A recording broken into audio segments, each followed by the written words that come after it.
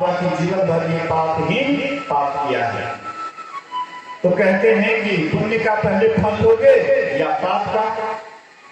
बोले कि पहले पुण्य का फल दे दीजिए, उसके बाद पाप का फल लेंगे। तो पुण्य का फल बोले कि थोड़ी देर के लिए जो स्वर्ग घुमा दो, स्वर्ग थोड़ा सा घुमा दो। तो यमदूत ले गए स्वर्ग घुमाने के लिए। तो देखिए जो कुली हमको सत्संग सुनाया था रास्ते में, वह कुली देखते हैं कि स्वर्ग में बैठ करके सिंहासन लगा हुआ है, बहुत श्रोता बैठे हुए हैं और सबको सत्संग सुना रहे हैं स्वर्ग में। बोलिए श्री सद्गुरु महाराज। अब तो देख करके इनको आश्चर्य हुआ कि भाई जो कुली हमको वहां पर सत्संग सुनाया था, देखते यहाँ भी स्वर्ग में भी बैठ करके सबको सत्संग सुना रहा है। हम तो सोचे ये साधारण कुली है, अरे ये तो लगता है बहुत बड़ा महात्मा है, यहाँ पर भी इसका सत्संग चल रहा है।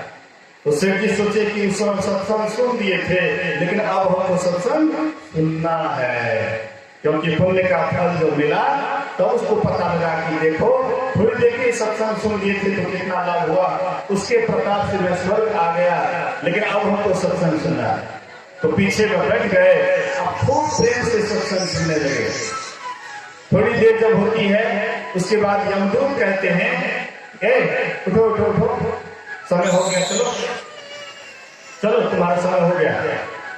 तो उधर से कुली कहता है कि भाई थोड़ी देर के लिए सत्संग सुन लिया था, उस पुण्य के प्रभाव से आज ये स्वर्ग आया है। अभी जो सत्संग सुन रहा है क्या इसका फल नहीं मिलेगा? जाकर यमराज से कहिए।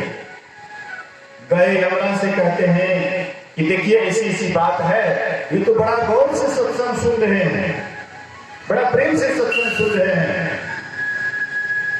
इसलिए अब उसको वहीं पर स्वर्ग में रहने दो, और उसको स्वर्ग में रहने दो। मतलब सत्संग सुनने से कितना लाभ होता है। तो ऐसे ही संत महापुरुष कहते हैं हम आपको भी सत्संग सुनना चाहिए। अभी हम लोग सुन रहे थे रामचरितमानस से, जीवन मुक्त ब्रह्म पर चरित सुनहि तजि ध्यान, जे हरि कथा न करहि रति तिनके हिय पाषाण। जीवन मुक्त ब्रह्म पर जो जीते जी मुक्ति को पा लिए हैं, मोक्ष को पा लिए हैं। हम लोग सोचते हैं मर जाएंगे तो मुक्ति मिल जाएगी, बहुत आदमी का कहना है कि मरेंगे ना तो मुक्ति मिल जाएगी। कुछ माँ बहनें हैं सोचते हैं कि जहर माहौल खा लेंगे, मर जाएंगे तो हमको छुट्टी मिल जाएगी, लेकिन ये छुट्टी नहीं है। शरीर छूटने से मुक्ति नहीं मिलती है, क्योंकि यह जीव शरीर मरता है लेकिन जीव कभी मरता नहीं है। जैसा आपने कर्म किया है, कर्म के अनुसार आपको उसका सजा भोगना पड़ता है। इसलिए शरीर छूटने से किसी मुक्ति नहीं होती है। लेकिन जो जीते जी मुक्ति को प्राप्त कर लेते हैं, मोक्ष को पा लेते हैं, परमात्मा का साक्षात्कार कर लेते हैं, ऐसे संत महापुरुष भी ध्यान को त्याग करके, समाधि को छोड़ करके सत्संग से प्रेम करते हैं। और जो सत्संग से प्रेम नहीं करते हैं उनका हृदय कैसा है? पत्थर है, पत्थर। एक बार रघुनाथ बुलाए, गुरु तुझपुर वासिन सब आए, बैठे गुरु अरु तुझ साजन, बोले भगत भगत भय भंजन। एक बार रघुनाथ जी सभी प्रजाओं को बुलाते हैं और सभी प्रजा को बुला करके उसमें गुरुजन को भी बुलाते हैं, प्रजाजन को भी बुलाते हैं, उच्च वर्ण को भी बुलाते हैं, मध्यम वर्ण को भी बुलाते हैं और नीचे वाला वर्ण को भी बुलाते हैं। स्त्री पुरुष जवान बूढ़े सबको बुलाते हैं और सबको बुला करके राम जी कहने जा रहे हैं कि देखो भाई, तुम लोग ऐसा मत सोचना कि मैं ममता में आकर के ममताग्रस्त होकर के तुम लोगों को बुलाया हूं। अभी जो हमारे कैलाश बाबू की धर्म पत्नी है, ये जितने भी कुटुंब परिवार को बुलाए हैं वे ममता में आकर के बुलाए हैं, लेकिन साधु महात्मा को बुलाए ममता में आकर के, निर्ममता होकर कि चलो मेहमान लोग आएंगे ही, साथ साथ कुछ परमात्मा की चर्चा भी हो जाए, सत्संग ध्यान भी हो जाए, इसलिए निर्ममता में आकर के बुलाए हैं। लेकिन राम जी जो बुलाए प्रजाओं को, वह निर्ममता में आकर के बुलाए, सबको बुला करके राम जी कहते हैं बड़े भाग मानुष तन पावा, सुर दुर्लभ सद ग्रंथ ही गावा। कहते हैं भाइयों, ये जो शरीर मिला है मनुष्य का शरीर, ये बड़ा भाग्य से मिला है। बहुत पुण्य का पूंजी हम आपके पास था, बहुत योनियों को हम आप तय कर रहे थे। एक जीव को कितना कष्ट होता है, कितना दुख होता है, थोड़ा सा अगर हम विचार करेंगे तो रुआ काटो काट हो जाएगा। एक जीव को कितना दुख होता है। हमारे यहाँ बैल है, हमारे यहाँ गाय है, भैंस है, उसका तबीयत खराब हो जाता है तो मुंह से बोल नहीं पाती है कि हमारा तबीयत खराब हो गया, इलाज करा देंगे। किसान अनुमान करते हैं कि पाज नहीं करता है, या उनके चेहरे को देख करके एक अनुमान करते हैं कि लगता है इसका तबीयत खराब हो गया है, तो उसका इलाज करते हैं। कहने का मतलब ऐसे ही बहुत ऐसी योनियां हैं जिस योनियों में बड़ा कष्ट होता है, और इस शरीर में भी क्या कम कष्ट है। जन्म लेते समय में कितना दुख हुआ, उस समय में हम आप अबोध थे, उस समय में समझ बूझ नहीं थी। बचपन में जो दुख हुआ उसका याद नहीं है। जवान हुए, जो नहीं करने का सोच किए, उसके बाद जब बुढ़ापा आता है तो बुढ़ापा में भी बड़ा कष्ट होता है, बड़ा दुख होता है। बुढ़ापे में अगर किसी को कुछ कहते हैं, अगर वह बात नहीं मानता है तो सुन में बड़ा उसको दुख होता है कि हमने इसको इतना लालन पालन किया, कमा करके खिलाया, लेकिन आज इस समय में देखो ये मेरी बात को नहीं सुनता है।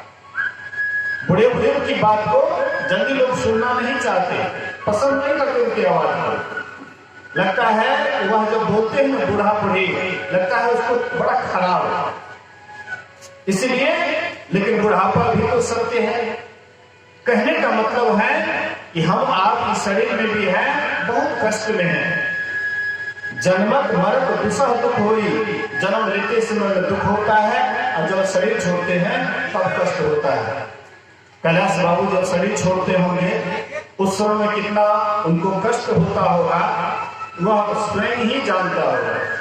लोग तो थोड़ा उनके चेहरे को देख करके अनुमान करते होंगे कि बड़ा दुख हो रहा है, लेकिन सही सही कष्ट का अनुभव उन्हीं को होता होगा जिसका शरीर छोड़ता है।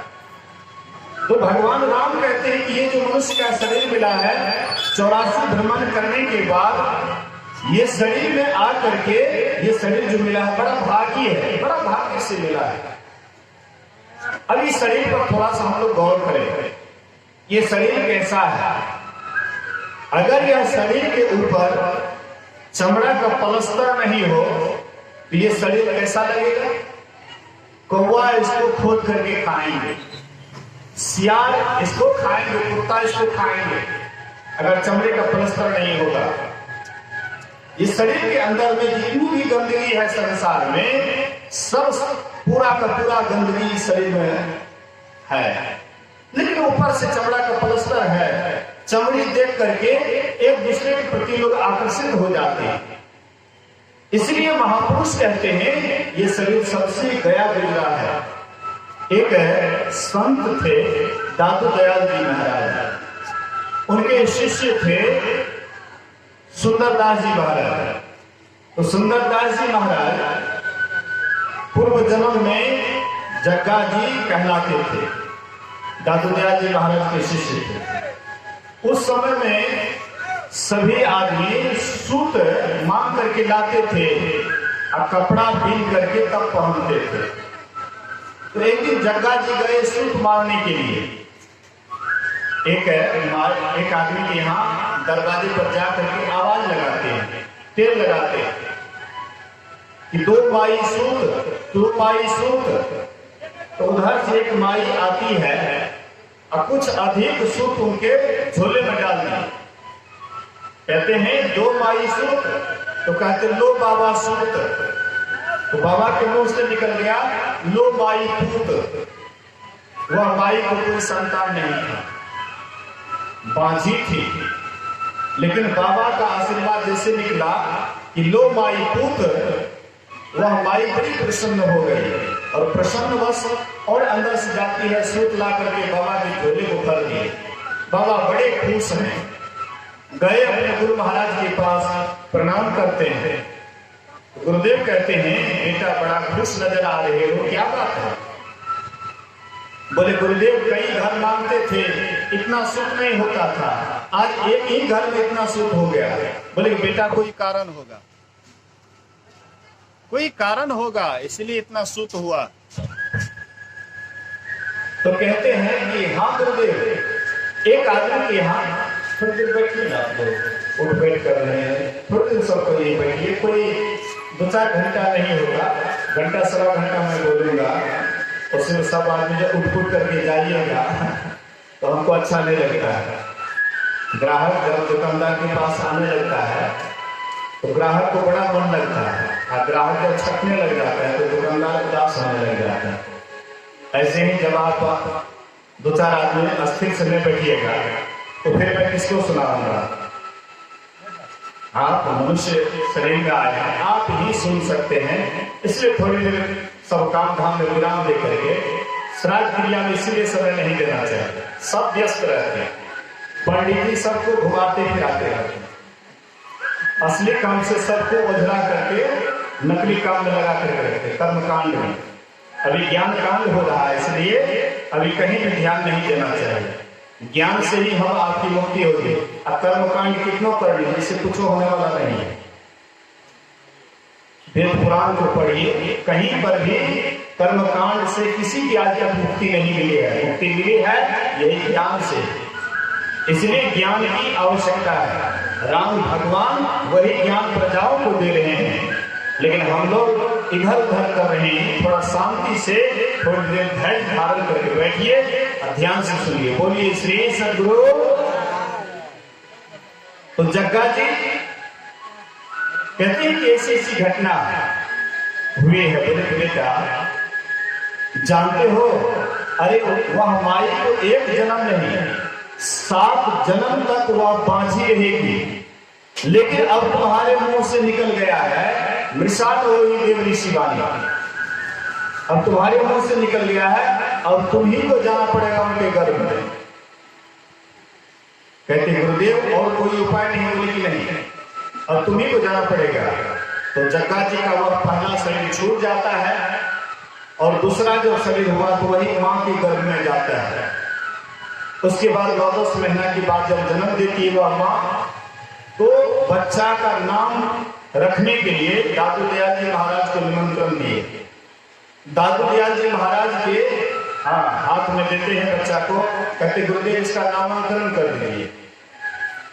तो दादू दयाल जी महाराज कहते हैं कि बच्चा बड़ा सुंदर है, इसलिए यह बच्चा का नाम आज दिन से सुंदरदास रहेगा। तो वही बच्चा का नाम सुंदरदास जी महाराज रहा। बड़े उच्च दर्जे के महात्मा हुए, संत हुए। वही सुंदरदास जी महाराज के वचन में है, जा शरीर माही तो अनेक सुख मानी रही हो, ताहि तू विचार का में कौन बात भली है। मेद मज्जा मांस रग रग में रक्त भरियो, पेट हो पिटारी सी में ठोर ठोर मलो है। मुख हारण के नैना, हाथ पर सोप संहारण की नली है। सुंदर या ही देखी यदि भोले कोई, भीतर भगाड़ बड़ी ऊपर से गली है।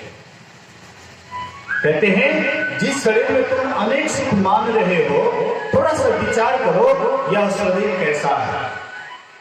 मेद मज्जा मांस रग रग में रक्त भरा हुआ है, पेट मुंह पिटारी से में ठोर ठोर मलो है। ये जो पेट दिखाई पड़ता है, ये पेट में क्या भरा हुआ है?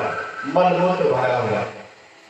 ये मलमूत्र का भंडार है। ये पेट कितना ही सुंदर भोजन कर लीजिए, लेकिन ये पेट से जब पच के निकलता है तो क्या निकलता है?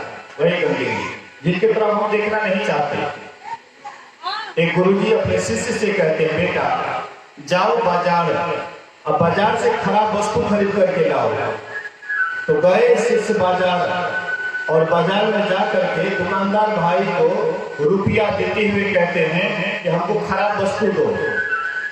दुकानदार झुंझला करके कहता है, अरे मूर्ख, मेरे पास जो भी सामान है सब बढ़िया सामान है, कोई खराब सामान नहीं है, जाओ यहां से भागो। दूसरे दुकानदार के पास गए, कहते खराब सामान लाओ। ये भी उसको डांटे, बोले कि मेरे पास जो भी सामान है सब बढ़िया सामान है, जाओ यहां से भागो, मेरे पास खराब सामान नहीं है। अंत में बेचारे रास्ते से जा रहे थे और घर से कोई सज्जन आ रहे थे, अब कुछ देख करके नाक सुकड़ते हुए कहते छी छी छी छी, बड़ा खराब वस्तु है। तो सोचा शिष्य कि गुरु महाराज तो हमको खराबी वस्तु लाने के लिए बोले थे, शायद संजोग से वह खराब वस्तु हमको मिल गया। तो देखते हैं जहाँ खराब वस्तु था वहां पर अपना गमछी बिछा दिए, उसके बाद वह खराब वस्तु उठाना चाहते। तो खराब वस्तु से आवाज होती है, अरे मूर्ख, तुम मुझे खराब वस्तु समझ रहे हो? एक दिन में फल फूल के रूप में था तो तुम मुझे पेटारी में रखता था, एक दिन में अन्न के रूप में था तो तुम मुझे कोठी ड्राम में बंद करके रखता था, एक दिन में रसगुल्ला पेड़ा के रूप में था तो तुम मुझे शीशा में बंद करके रखता था। अफसोस मैंने तुम्हारा साथ किया, और तुम्हारे साथ के ही कारण, तुम्हारे संग के ही कारण आज मैं खराब बन करके बैठा हूं। खराब मैं नहीं, खराब तुम हो। तो मतलब ये शरीर ही खराब वस्तु है। सबसे गया गुजरा कोई शरीर है तो मनुष्य का शरीर है। इसलिए ये शरीर क्या है? लेकिन पैखाना बनाने वाला क्या है? कारखाना है। लेकिन पेशाब बनाने वाला कारखाना है। अंदर सुने हैं कि कोई प्रधानमंत्री या मुख्यमंत्री ऐसा कोई फैक्ट्री बनाए हैं जहां पर लेट्रिन पेशाब भी निकलता हो, लेकिन यही एक फैक्ट्री है जिसमें कितनों बढ़िया से बढ़िया चीज डालिए और उसके बाद निकलेगा तो उनके तरफ आप देखना तक नहीं चाहिएगा। ये शरीर कितना है? गया गुजरा। लेकिन जब हम लोग इसमें रहने लग जाते हैं, जहां जो रहता है, रहते रहते आदत पड़ जाता है तो खराब जगह भी बढ़िया लगने लग जाता है। बोलिए श्री सद्गुरु महाराज। सुअर कहाँ रहता है? कीचड़ में। लेकिन सुअर को खराब लगता है कीचड़? बढ़िया लगता है सुअर को। भैंस को आप दे दीजिए थाल कादो में, भैंस को खराब नहीं लगेगा थाल कादो, उसमें एकदम उल्टेगा पुलटेगा, पूरा देह कीचड़ लगा देगा। मतलब जो जहां रहता है धीरे धीरे आदत जब पड़ जाता है तो वह जगह उनको खराब जगह भी अच्छा लगने लग जाता है। एक बार एक राजा गए शिकार करने के लिए जंगल, और जंगल गए तो देखते ही एक महात्मा जी को रहने के लिए घर नहीं है, खाने के लिए अन्न नहीं है, हाँ सोने के लिए बढ़िया बेडशीट नहीं है। कहते महाराज आप जंगल में रहते बड़ी कष्ट होता है, चलिए आप मेरे यहाँ सारा ऐश आराम का सामान भरा हुआ है, 2 मंजिला मकान है, अगल बगल में चंपा चमेली गुलाब बहुत रंग बिरंगे फूल खिले हुए हैं, महाराज चलिए आप मेरे महल में। तो महात्मा जी कहते हैं तुम्हारे महल से विषयों की दुर्गंध आती है, इसलिए मैं नहीं जाऊंगा। कहते महाराज क्या बात करते हैं, हमारे महल में? अरे महाराज रंग बिरंगे फूल खिले हुए, उसका सुगंध आता है। महात्मा जी सोचे कि थ्योरी ज्ञान से काम नहीं चलेगा, इसको प्रैक्टिकल ही बताना चाहिए। तो महात्मा जी कहते हैं कि चलो पूरब की तरफ चलने लगे। चमारों की बस्ती थी जहां पर चांद का काम हो रहा था, तो कोई चांद को धोता था, कोई उल्टाता था, कोई पुलटाता था, बच्चे लोग खेलते थे, पूर्वा हवा चली, उधर से दुर्गंध आया। कहते महाराज उधर मत जाइए, बड़ी दुर्गंध आती है। महात्मा जी कहते हैं देखते हो वहां पर कोई चमड़ा को उल्टाता है, धोता है, कोई कुछ करता है। बच्चे सब खेलते हैं, उनको कहाँ दुर्गंध आती है, अब तुमको यहीं से दुर्गंध लगता है? बोले कि महाराज उसको, ये वहां रहते रहते उसको आदत पड़ गया है, अभ्यस्त हो गए हैं, इसलिए उनको दुर्गंध नहीं आती है, लेकिन हमको तो यहीं से दुर्गंध आती है। बोले राजन, तुम भी वहां महल में रहते रहते विषय का भोग करते करते तुमको भी आदत पड़ गया है, इसलिए तुम्हें दुर्गंध नहीं लगती है, लेकिन हमको तो यहीं से दुर्गंध लगती है, इसलिए हम तुम्हारी महल को नहीं जाएंगे। मतलब ये शरीर में रह करके, दुर्गंध वाला शरीर में रह करके, गंदा वाला शरीर में रहते रहते इतना अभ्यस्त हो गए हैं, यहां से निकलने का नाम ही नहीं लेते हैं। इंद्र को किसी कारणवश श्राप पड़ गया, जिसके कारण वह सुअर के शरीर में चले गए। इंद्रासन खाली था, सभी देवता लोग सोचे इंद्र के बिना इंद्रासन खाली पड़ा हुआ है, हाँ राज्य कैसे राजा के बिना चलेगा, इसलिए इंद्र को दोबारा फिर लाना चाहिए इंद्रासन में। लेकिन वह सुअर के शरीर में बड़ा मस्त था, बाल बच्चे के साथ में खूब खुश थे, खूब खेल रहे थे, खूब कुदक रहे थे, बड़े आनंद मग्न थे, आना ही नहीं चाहते थे। तो क्या कि एक एक बच्चा को मारने लगे, ये छाती पीटने लगे, सुअर वाला शरीर में इंद्र छाती पीट रहे हैं, हाय हाय ये मेरी बच्चा है, क्यों तुम इसको मारते हो, हाँ हाय हाय कर रहे छाती पीट रहे हैं। एक एक बच्चा को मार करके उसके बाद इंद्र को भी मार दिए, वह सुअर वाला शरीर को भी काट दिए। तब जब इंद्र उस शरीर से निकलता है, तब जब होश आया, बोले कि हाय कैसा निकृष्ट शरीर, कैसा गया गुजरा शरीर, लेकिन मैं उस शरीर में कितना मगन था कि उससे निकलने का मन ही नहीं करता था। मतलब कहने का, जहां जो रहते हैं आदत पड़ जाता है, तो खराब जगह को भी हम आप अच्छा कहते हैं। एक गोढ़ी माई बराबर जाती थी मछली बेचने के लिए जंगल बाजार, बराबर जाती थी। एक दिन जब मछली बेचने गई, थोड़ा विलंब हो गया, लेट हो गया, विलंब से मछली बिकी। उसके बाद जब आने लगे तो अंधेरा होने के कारण सोचते हैं कि कैसे जाओगे, जंगली रास्ता है।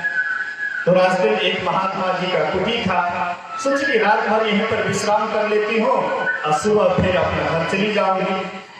भयभीत थी, अकेली थी, तो सोचती है कि महात्मा जी देखेंगे पंचा को तो महात्मा जी नहीं रहने देंगे, तो गाड़ियों में उधरे छिपा करके रख दिए। आए महात्मा जी के पास, कहते महात्मा जी रात भर हम कुटिया में विश्राम करना चाहती हूँ, फिर सुबह मैं चली जाऊंगी।